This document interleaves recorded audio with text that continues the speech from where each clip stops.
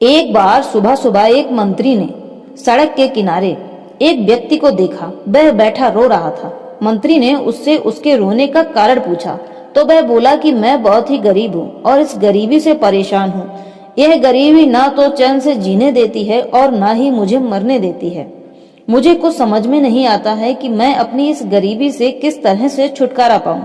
इससे बेहतर है कि मैं अपने प्राणों को ही त्याग दूं। उस दुखी व्यक्ति की इस तरह की बातों को सुनकर मंत्री ने कहा, अरे भाई, मैं इस राज्य का मंत्री हूँ। मेरी राय है कि तुम एक बार चलो, अपने राजा से तो मिलो और अपना दुखड़ा वहीं सुना देना। शायद राजा साहब तुम्हारी कुछ मदद कर दें। वैसे हमारे राजा साहब दिल के बहुत अच्छे हैं। वह हर गरीब की मदद करते हैं और मुझे उम्मीद है कि वह तुम्हारी भी मदद अवश्य करेंगे। अब वह गरीब व्यक्ति मंत्री के साथ राजा के दरबार में पहुंच जाता है। मंत्री उस गरीब से कहता है कि यही तुम्हारे राजा हैं। तुम इन्हें अपनी गरीबी की बातें भली भांति बता सकते हो। यह तुम्हारी स्थिति और परिस्थिति को बहुत अच्छी तरह से समझेंगे और मुझे उम्मीद है कि राजा साहब आज आपकी मदद अवश्य करेंगे। मंत्री की ऐसी बातें सुनकर गरीब राजा को अपनी करुण गाथा दुखी मन से बताने लगता है।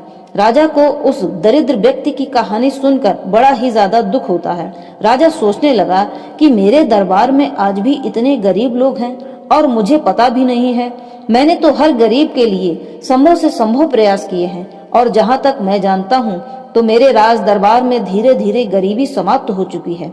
आखिर ऐसा क्या करता है यह गरीब जिससे इसकी गरीबी अभी तक खत्म नहीं हो पाई है।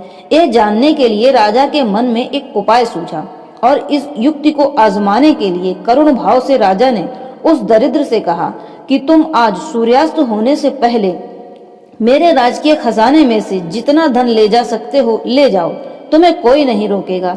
इतना कहकर राजा अपने मंत्री से कहता है कि मंत्री सुनो, सूर्यास्त तक इस गरीब व्यक्ति के लिए मेरे सभी राजकीय खजाने खोल दिए जाएं और यह व्यक्ति सूर्यास्त होने से पहले जितना धन ले जा सकता है ले जाने दिया जाए।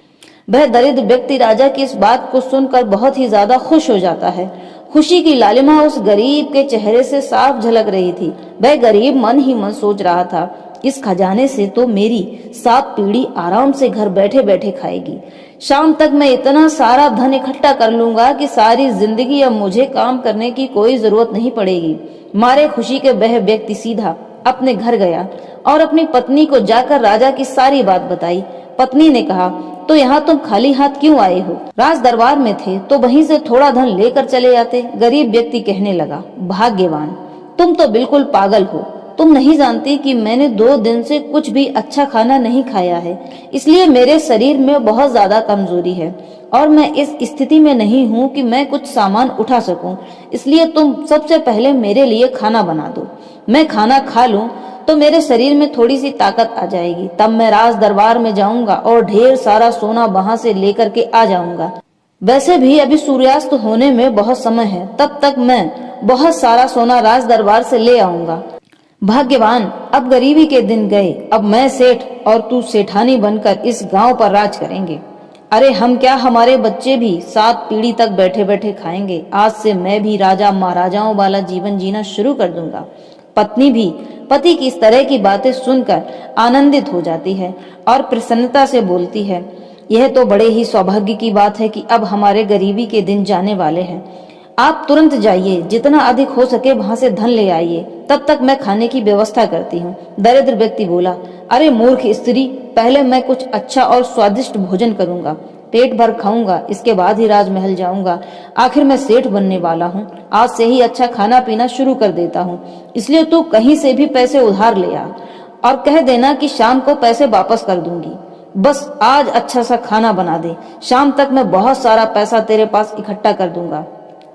मैं तो भोजन करके ही राज दरबार में खजाना लेने के लिए जाऊंगा। वैसे भी अभी सारा दिन पड़ा है धन लाने के लिए, अभी जल्दबाजी भी क्या है। बेचारी स्त्री क्या करती, दौड़ी दौड़ी पड़ोस में गई और बनिए से उधार में खाने का सामान लेकर आई। जल्दी जल्दी खाना पकाया, पति को खिलाया, फिर राजमहल जाने के लिए तुरंत आग्रह करने लगी। परंतु दरिद्र व्यक्ति ने आज बहुत दिनों बाद डट कर खाना खाया था, इसलिए खाते खाते ही उसे आलस्य आ गया। उसने सोचा कि थोड़ी देर आराम कर लेता हूँ, फिर जाकर के धन ले आऊंगा। अभी तो वैसे भी सूर्यास्त होने में समय है। अतः वह आराम करने के लिए लेट गया। भोजन अधिक करने के कारण उस व्यक्ति को तुरंत गहरी नींद आ गई और वह गहरी नींद का आनंद लेने लगा। अब धीरे धीरे समय गुजरने लगा। पत्नी ने देखा कि शाम का समय नजदीक आ रहा है और उसका पति अभी भी गहरी नींद में सो रहा है। जैसे तैसे करके उसकी पत्नी ने उसे उठाया और राजमहल की तरफ रवाना किया। वह व्यक्ति रास्ते में कुछ ही दूर पर पहुंचा तो उसने देखा कि एक नट बड़ा ही सुंदर अभिनय कर रहा था। व्यक्ति ने सोचा, क्यों ना कुछ समय के लिए मैं इस नाटक को देख लूं, फिर राजमहल चला जाऊंगा। वैसे भी अभी सूर्यास्त होने में थोड़ा सा समय है। एक बार मैं राजमहल पहुंच जाऊं तो सारे हीरे जवाहरात ही उठाकर लाऊंगा और फिर सारा जीवन पड़े पड़े आराम से खाऊंगा। वह व्यक्ति नाटक देखने के लिए वहां ठहर गया। वह नट अपने नाटक में बहुत ही सुंदर अभिनय कर रहा था। उसके अभिनय की प्रस्तुति हर किसी को अपनी तरफ आकर्षित कर रही थी। वह इतना सुंदर अभिनय कर रहा था कि उसकी तारीफ जितनी की जाए उतनी कम थी। इसी अभिनय को देखते देखते वह गरीब व्यक्ति राजमहल जाकर धन लाने की बात को भूल गया।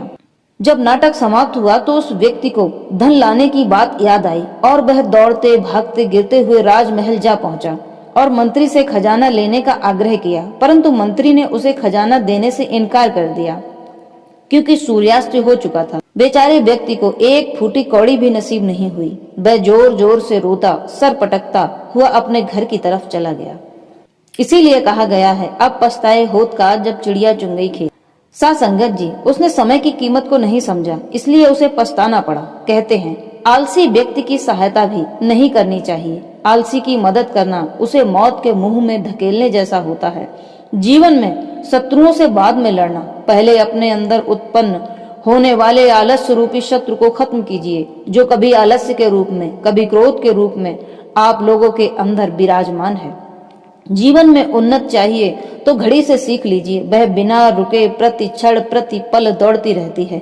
इसीलिए वह समय पर सही समय बताती है, पर इंसान जहाँ रुक जाता है वहीं से अनर्थ शुरू हो जाता है। संगत जी, इस कहानी की बातों को सदैव अपने ध्यान में रखिए।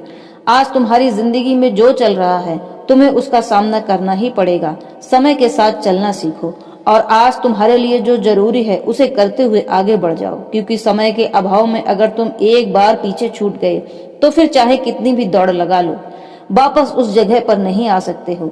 हमेशा के लिए पीछे ही हो जाओगे। सज्जनों, जो सो रहा है वह निश्चित रूप से कुछ न कुछ खो रहा है और जो जाग रहा है वह लगातार घड़ी के साथ भाग रहा है। हम जैसे ही पैदा होते हैं उसी क्षण से हमारे समय की उल्टी गिनती गिनना शुरू हो जाती है। इसीलिए समय को बर्बाद मत करो, उसकी कीमत को समझो, खुद को जानने में लग जाओ और अपने लक्ष्य के लिए कुछ न कुछ सीखते रहो, क्योंकि यही आदत हर उस व्यक्ति में पाई जाती है जिसने अपने क्षेत्र में सफलता हासिल की हो। सफल लोग अपने सपने को हासिल करने के लिए तरह तरह के प्रयोग करते हैं। अपने सपने से जुड़ी हर उस बात को जानना चाहते हैं जो उनके सपने को हासिल करने के लिए अपने रास्ते को और भी आसान बना देती है। सज्जनों, समय का सदैव सदुपयोग करें। यह कितना कीमती है इसे बताने की आवश्यकता नहीं है। इसे आप भली भांति इस कहानी के माध्यम से समझ गए होंगे, क्योंकि पैसा अगर एक बार चला गया तो दोबारा आ सकता है, किंतु अगर समय एक बार चला गया तो वापस कभी नहीं आएगा। ये कहानी आपको कैसी लगी हमें कमेंट में जरूर बताएं।